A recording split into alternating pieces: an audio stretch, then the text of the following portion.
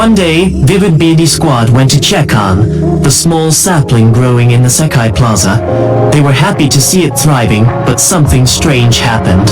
Suddenly, they were transported into a dream, where they walked down separate paths. This is how turning pain into drive begins a story marked by distance, fear, and bonds that seem to be breaking apart, with each member taking a different path. Kohane can no longer sing, and struggles to move forward without her partner. Akito has found success, but not peace. And Toya has left music behind, as if he no longer has the right to make it. So now what? How will she react? What choice will Toya and Akito make? There's a strong sense of mystery surrounding this Vivid BD Squad story, as each member faces their own pain and their own decisions, walking seemingly separate roads in this video. We'll explore how pain can become drive, how difficult choice is shape growth, and how despite the distensive bonds of Vivid BD Squad are still alive. Because sometimes to find each other again, you first have to get lost. Asterisk. Vivid BD Squad enjoys a peaceful moment after practice. Toya mentions how music feels different abroad, bringing back memories of the time to take off. Event, Meiko and Kaito reflect on how much the group has grown, both musically and personally. They talk about a tree they've been caring for, a symbol of their connection to the Sekai, and decide to visit it. Upon arrival, they discover the tree's leaves have withered. Rin blames herself for its condition, but Toya and Kaito notice something more disturbing. Black fragments covering the tree, as if something external is corrupting it. Kohane tries to touch them, but Miku abruptly stops her, masking her concern with a casual, "It's nothing," which only heightens the tension. The group is left in an atmosphere of uncertainty. The tree, once a reflection of their growth, now seems to show that something dark has also been growing alongside us. Analysis: the tree represents not only their evolution, but also the conflicts they've been ignoring. Mika's reaction suggests hidden secrets or repressed emotions that, if left unaddressed, could threaten the group's bond with their Sekai.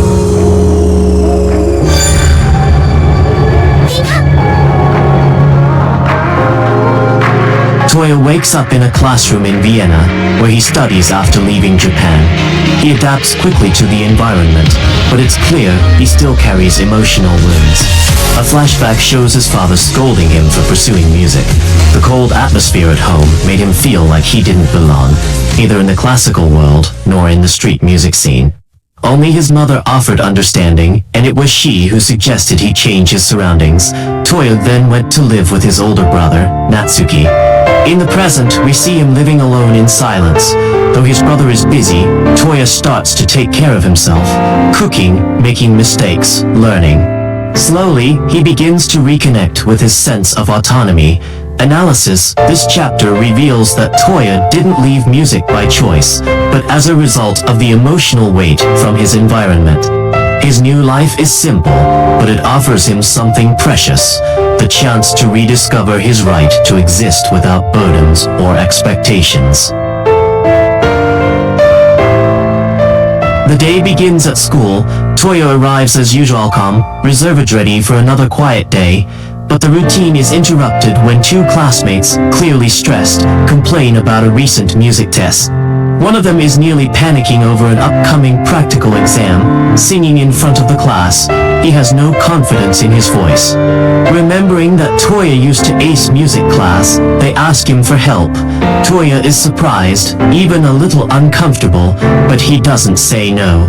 He takes his time explaining breathing techniques, vocal projection, and tone control. His advice isn't generous, it's precise, detailed, professional. The two boys listen in awe, and one even jokes that Toya should become a teacher. Then, the mood shifts. Toya doesn't smile. He lowers his gaze slightly, his voice softens, and he says, "I've quit. I don't do music anymore." The sentence hits like a cold splash of water. The boys go silent. One hesitantly asks if he had a bad experience. The other tries to stop him, but Toya isn't offended. He responds calmly, "It's not that. It just wasn't meant for me." Pause. Toya looks off into the distance, as if searching his memory for something that still hurts. Then he adds, almost in a whisper, although yes, there were some difficult moments. The background music fades. No one says anything more. Toya doesn't elaborate, and his classmates don't press. What remains is the echo of a conversation that could have gone deeper, but Toya isn't ready yet. Analysis: this chapter, though light on action, is emotionally heavy. A simple scene talking with classmates reveals so much about Toya. Despite quitting music, he still understands and feels it. His way of explaining shows his passion didn't die, it was buried beneath pain. The line "it wasn't meant for me" doesn't imply a lack of talent, but a broken self-image. It's as if Toya believes he no longer has the right to make music, or that music demands something he can't give anymore. That quiet vulnerability at the end, admitting that there were hard times, suggests that what really drove him away wasn't a logical choice, but an emotional wound that still hasn't healed. Akito appears on stage not in Japan, but in the United States. The lights bathe him as he sings with energy.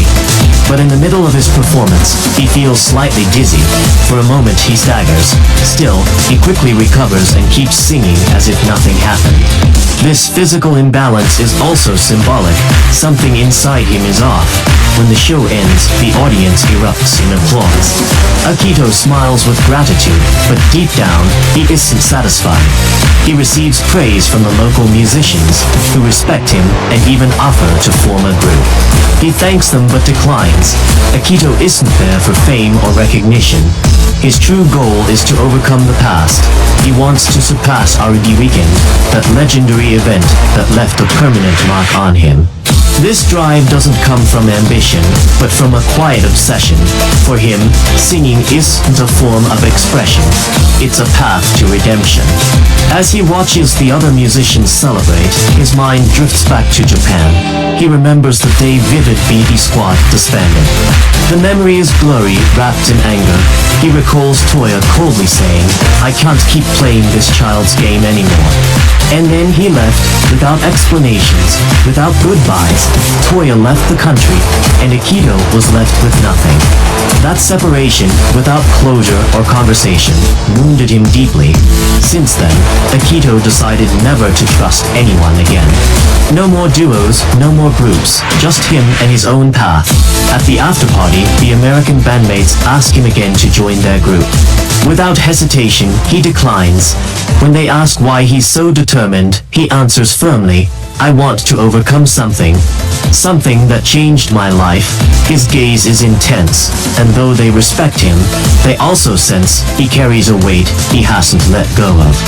At the end of the chapter, Akito hears a strange voice calling him. Then, his phone buzzes.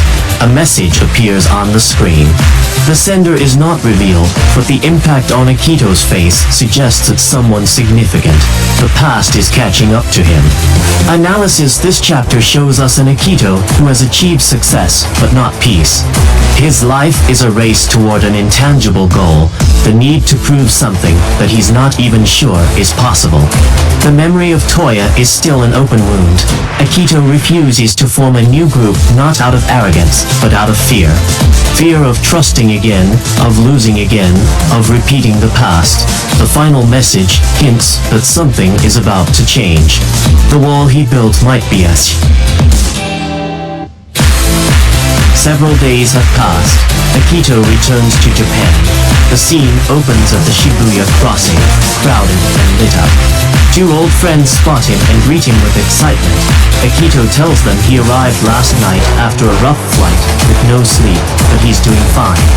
Between jokes and catching up, one of them mentions that Toya is also in Japan. Akito falls silent. The surprise is obvious. The last time he saw Toya, he was in Austria, and now he's just a few steps away. Toya arrives, the two lock eyes, the greeting is polite but loaded with invisible tension. Toya asks, "Are you still singing?" Akito, caught off guard by the question, answers yes. Toya nods and says with a resigned smile, "I'm glad to hear that." Akito frowns. What's that supposed to mean? Toya doesn't answer. He just looks away and changes the subject, as if unwilling to go there. The three go eat together, the conversation continues but something hangs heavy in the air. Toya speaks little, giving vague answers. When asked about his life in Austria, he mentions he lives with his brother. Akito listens in silence. Suddenly the topic shifts to music. Toya says, "I don't make music anymore." Akito is shocked, he doesn't understand. He asks why, but Toya doesn't go into detail. He only repeats that it was a personal decision. After the meal, Akito suggests they walk for a bit. Toya seems to head another way, but then calls out, "Akito, wait." Akito stops. Toya, in a more serious tone than before, says, "I want to talk to you." For a moment the chapter ends there. We don't yet know what Toya will say. But for the first time, he seems willing to open a door he's kept shut for a long time. Analysis: this chapter is the emotional turning point between Toya and Akito. It's the first time they stand face to face after the breakup. And while they don't yell or argue, there's a massive weight in every unspoken word. Akito tries to understand Toya, but Toya still hides his true reasons. The fact that he's left music behind shakes Akito deeply. Toya was his role model. The silences, the evasions, the halves. Miles, everything suggests there are still open wounds, but also a possibility. Toya has taken the first step toward talking. And that could change everything. Class is about to start a singing test. Ikika Hashino sings first, surprising her classmates with a voice that's strong, clear, and full of emotion. Kohane watches from her seat, completely mesmerized. What a beautiful voice, it makes me feel something. She compares herself to Ikika and feels insecure. Singing like that, with so much confidence, it's incredible. When her turn comes, the mood shifts, scene becomes dark, almost visually oppressive. Kohane can't make a sound. Panic overtakes her. Why can't I get my voice out? The scene powerfully conveys her anxiety. She can't sing, and steps down from the stage feeling crushed. Alone in her room, Kohane cries. Then, her phone rings. It's her dad. He speaks to her kindly and tells her there are sesame balls, her favorite snack. This small but loving gesture comforts her. She reflects. I was so focused on myself, I didn't realize how this affects the people around me too. Kohane gets another chance. Though still nervous, her friends, including Honami, encourage her. She stands, trembling, but sings. At first, her voice wavers, but gradually, it stabilizes. She remembers Anne and the feelings music gave her. And with that in her heart, she sings with everything she has. The teacher and classmates praise her. Your voice, it was beautiful. Even Ikika approaches. Your voice has a unique clarity, it called me in without me noticing. Kohane blushes. Later, the teacher calls her aside. They are recruiting students to sing at the school festival. Kohane hesitates until she hears, from somewhere unknown, a voice, "Me." With that spark lit, she replies, "I want to try." Analysis: this chapter explores Kohane's stage fright and her struggle to overcome emotional paralysis. Ikika represents an ideal she feels is out of reach, but also a source of inspiration, and though absent physically, is her emotional anchor. The support from her dad, her classmates, and the unexpected validation from Ikika give her the strength to try again. The key moment comes when she stops focusing on her fear and remembers why she sings. The festival will be a turning point in her artistic growth. The mysterious voice, likely from the sake hints at a deep connection with her desire to sing. Kohane practices alone in a park, far from the refuge that used to be her room. She places her phone, plays the instrumental track, and tries to sing in public. While she is able to vocalize, she feels like she's not conveying anything. She remembers the days with Anne. I felt like I could go anywhere. I loved being called her partner. She decides to move forward, even though she doesn't know if she'll ever recover what she's lost. Kohane walks alone down Vivid Street. The place, which she once shared with Anne, now intimidates her. She tries to avoid areas with large crowds. On a side street, two workers from a shop recognize her. Aren't you the girl who sang with Anne Chan? Kohane reacts in surprise. They tell her they still remember Vivids and how well they worked as a duo. She lowers her gaze, speaking with sadness. Right now, I can't sing. She adds that she hopes to do so someday. The workers understand and assure her that she doesn't have to force herself. One of them comments, "You were her first partner." As they say goodbye, they remind her not to stay out too late. 𝙀𝙀𝙆, reflective, repeats to herself, the first partner she wish is that one day she could tell N that directly. Suddenly a strong, clear voice is heard from a distance. 𝙀𝙀𝙆 looks up, guided by that echo. She doesn't know where it's coming from, but a new determination shines in her eyes. Analysis: this chapter reinforce is 𝙀𝙀𝙆's internal growth. She steps out of her safe zone and faces spaces that now intimidate her. The conversation on Vivid Street confirms that Vivid's left a lasting impression. The comment about being Anne's first partner touches her deeply. Not only was she important to Anne, but also to others. The singing at the end acts as a symbol of hope, that there are still paths to take, sounds calling her, and connections that may one day be reborn. Anne sings solo at an event. Though the audience responds well, several people notice something. She doesn't have the same energy as before. Anne feels it too. Something's missing, and I know exactly what it is. Even though she sings well, she's not satisfied. Anne meets with 𝙀𝙀𝙆. 𝙀𝙀𝙆 apologizes and replies, "Don't apologize. I should have protected you this time. I'll protect you so you can sing without fear." But 𝙀𝙀𝙆, eyes downcast, confesses, "I'm scared. I want to follow your dream, but I don't know if I can sing again," and is devastated, but understands that pressuring her will only cause harm.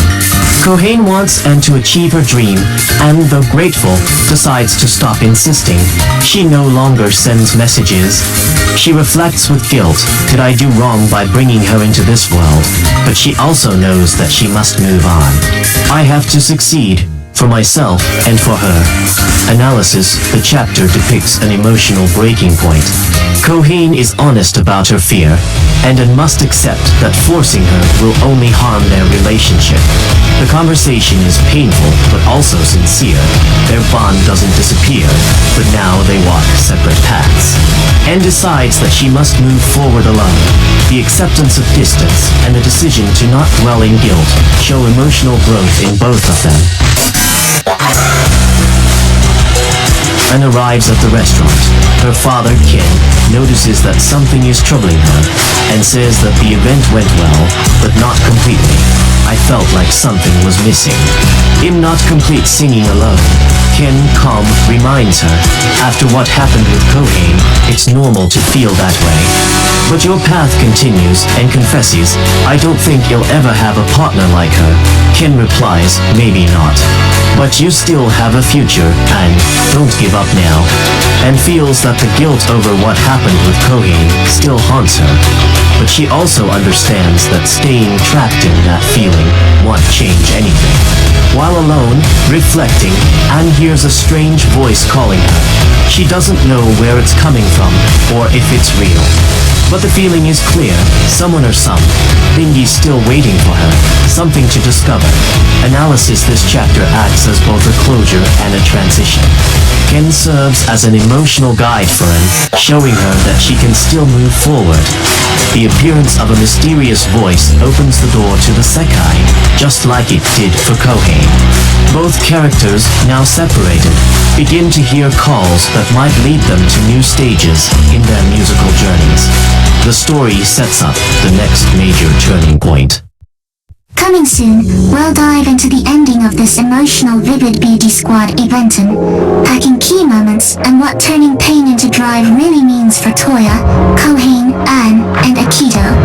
What did you think of this summary and analysis? Let me know in the comments, and don't forget to like, subscribe, and hit the bell so you don't miss the next video. Let's keep exploring Project Sekai together. See you soon.